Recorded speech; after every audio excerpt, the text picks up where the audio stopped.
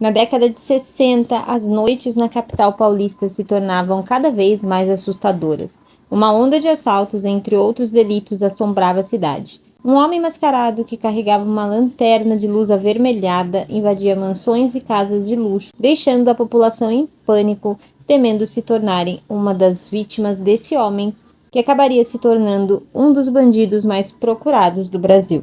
Olá, pessoas! Aqui é a 11 e hoje eu vou falar para vocês do caso do bandido da luz vermelha.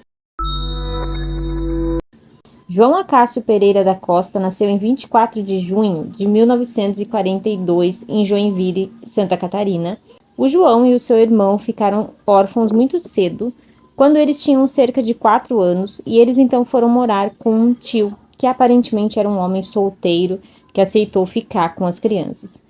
Posteriormente, o João Acácio disse que esse tio que os criava os maltratava muito, onde eles tinham que trabalhar para conseguir comer, e que ele e o irmão sofriam torturas por parte desse tio. Esse tio futuramente deu uma declaração dizendo que essas acusações eram falsas. Ainda sobre seus relatos, da sua infância, ele também disse que foi abusado por um grupo de garotos mais velhos.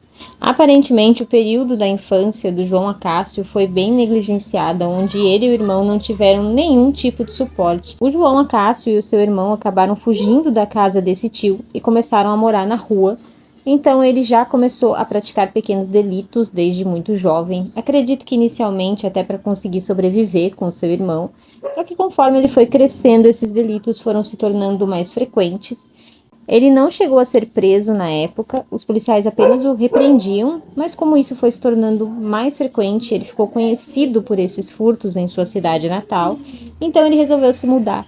Inicialmente ele foi para Curitiba, mas o João Acácio realmente se instalou mesmo na cidade de Santos. Ele vivia de forma bem tranquila na cidade, onde ele dizia ser filho de um fazendeiro, e as pessoas inicialmente acreditavam nessa versão dele, porque ele era bem tranquilo e andava muito bem vestido. Também foi nessa época que ele começou a sua grande onda de assalto. Inicialmente ele viajava para a capital para fazer esses delitos, e foi assim por algum tempo até que o João começou a ir para o Rio de Janeiro para cometer roubos. Quando os roubos chegaram até o Rio de Janeiro, ele costumava viajar de ônibus e posteriormente voltar a Santos com um carro roubado, e durante essas viagens ele também abordava algumas pessoas na rua para furtá-las. Depois de algum tempo cometendo esses tipos de delitos, o João Acácio começou a ter planos de invadir residências para cometer assaltos. E foi aí que ele estava cada vez mais próximo de se tornar um dos criminosos mais procurados do Brasil. O foco do João Acácio eram mansões e casas de luxo de 3 formas diferentes, o que posteriormente dificultou o trabalho da polícia, mas a forma mais comum era entre as últimas horas da madrugada, entre 2 e 4 da manhã, o João Acácio cortava a energia da residência e com um lenço cobrindo seu rosto e uma arma de fogo, ele adentrava as residências usando uma lanterna de lente vermelha. Lá ele rendia os moradores e começava os seus furtos, roubando muito dinheiro e itens de valor. Durante esses assaltos, ele costumava agredir os moradores, algumas vezes ele chegava a usar uma faca, e também durante esses assaltos ele chegou a abusar sexualmente de algumas mulheres. Como eu falei para vocês, o João tinha 3 formas de cometer esses assaltos. Além dessa, ele usava um macaco hidráulico para invadir as residências ou causava um pequeno incêndio nas casas e posteriormente cometia o roubo. Com isso, os policiais começaram a achar que se tratava de 3 criminosos diferentes e o fluxo de assaltos era bem alto, também cerca de 4 assaltos na semana, o que fez a polícia acreditar que se tratava de mais de uma pessoa. Com a frequência que isso acontecia, acabou chamando a atenção da mídia, que após cobrir o caso, surgiu então um apelido que o tornaria um dos mais temidos do Brasil, o Bandido da Luz Vermelha, que também fazia referência a um criminoso americano que tinha um modus operandi parecido com o dele. No ponto em que a mídia cobria o caso e falava mais e cada vez mais sobre os assaltos que estavam acontecendo, as pessoas já estavam em pânico com os assaltos do Bandido da Luz Vermelha, que não diminuíam de ritmo. Muros eram construídos, cercas e vigias eram colocados a posto na tentativa de se proteger do Bandido da Luz Vermelha. O João Acácio, ele era vaidoso e costumava andar com roupas volumosas e chamativas, e boa parte do dinheiro que ele conseguia nos roubos eram gastos com mulheres e boates. Ele também era obcecado pela cor vermelha e costumava usar muitas roupas com essa cor, e muitos itens da sua casa também eram na cor vermelha. Durante 6 anos, o bandido da luz vermelha instalou um verdadeiro terror na população.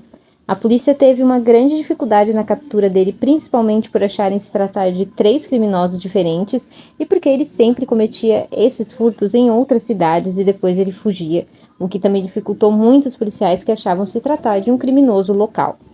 Mas o mistério sobre o bandido da luz vermelha acabaria quando ele deixou acidentalmente a sua digital na janela de uma mansão onde ele havia cometido um assalto. O João Acácio foi capturado no dia 8 de agosto de 1967 em Curitiba, após a polícia descobrir que ele vivia na cidade sob a identidade falsa de Roberto da Silva. Depois de ser detido, João Acácio confessou seus crimes, principalmente os casos de assassinato. No dia 3 de outubro de 1966, tirou a vida do estudante chamado Walter Bedran, de 19 anos, após o garoto tentar impedir a sua invasão na sua residência situada em Sumaré.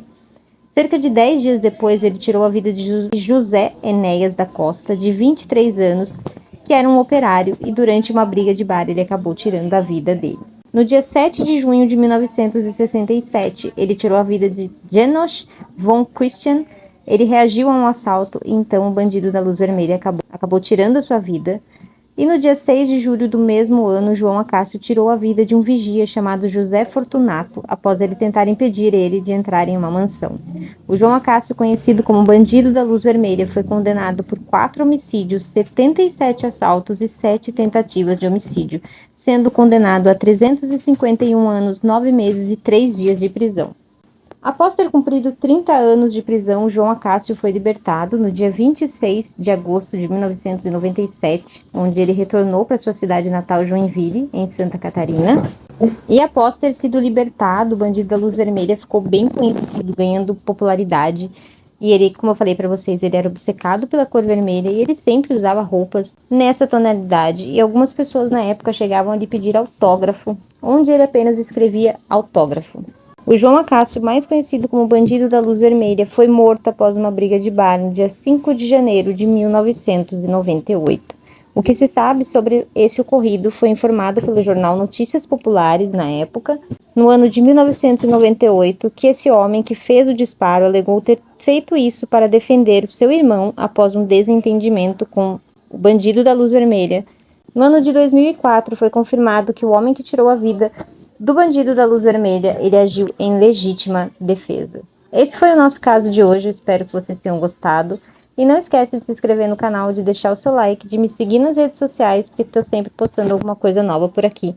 Um beijo e até o próximo vídeo.